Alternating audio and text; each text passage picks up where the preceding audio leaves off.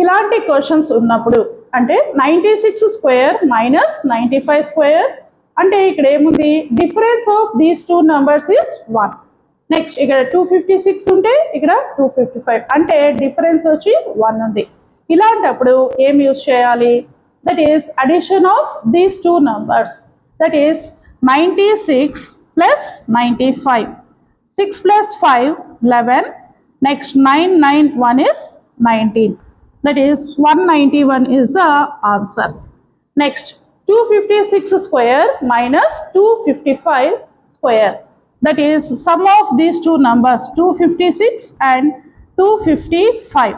That is 6 plus 5 11 10 11. Next is 5. That is 511 is the answer. Next number 4523 plus 4522.